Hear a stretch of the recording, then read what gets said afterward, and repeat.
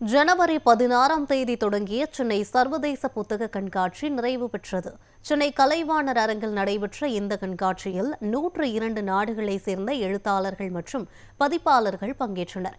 இந்த கண்காட்சியில் நாகரிகங்களுக்கு இடையிலான உரையாடல் நடைபெற்றது.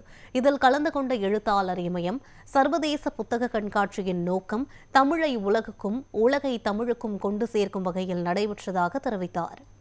தமிழ்நாடு அரசுடைய முயற்சியால் கடந்த 4 ஆண்டுகளாக சென்னை பன்னாட்டு புத்தக கண்காட்சி நடத்தப்படுகிறது.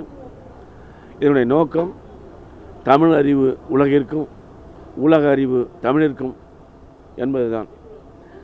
ஒரு எழுத்தாளராக, ஒரு பதிப்பாளராக அவருடைய புத்தகத்தை இந்திய மொழிகளிலும் பிற உலக மொழிகளிலும் மொழிபெயர்ப்பதற்கான ஒரு முயற்சியை எழுத்தாளர்கள் தான் எடுக்க வேண்டும், பதிப்பாளர்கள் தான் எடுக்க வேண்டும் என்ற நிலையை மாற்றி ஒரு அரசாங்கமே அந்த பணியை செய்யும், பதிப்பாளர்களுக்கான ஏஜென்சியை ஏற்படுத்துவோம், உங்களுக்காக நாங்களே பதிப்பாளர்களுடன் பேசுவோம், அவ்வாறு பதிப்பிக்கிற புத்தகங்களுக்கு 500 பிரதிகளுக்கான பணத்தை தமிழ்நாடு அரசே வழங்கும், அந்த பணத்தை புத்தகத்தை தமிழ்நாட்டில் உள்ள அனைத்து நூலகங்களுக்கும் வழங்கப்படும் என்று அறிவித்தார்கள்.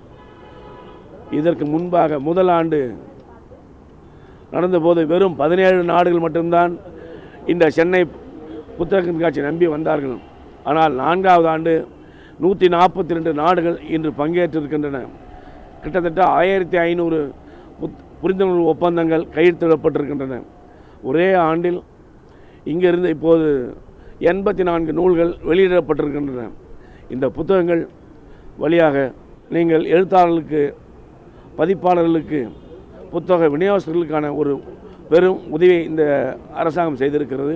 தமிழ்நாட்டினுடைய அறநெறி செல்வத்தை உலக அறிய செய்வோம். அதே போன்று அறிவு உலகில் எங்கே இருந்தாலும் அந்த அறிவு தமிழர்களுக்கான அறிவாக மாற்றுவோம் என்ற இந்த முயற்சி நடத்தியிருக்கிறார்கள். இதிலே பள்ளிக்கல்வித்துறை அமைச்சர் அன்பில் பொய்யாமொழி மகேஷ் அவர்களுடைய முயற்சியும், தமிழ்நாடு பாடநூல் கழகத்தினுடைய முயற்சியும், CIP என்ற இந்த அமைப்பும் கடுமையாக வேலை செய்திருக்கிறார்கள்.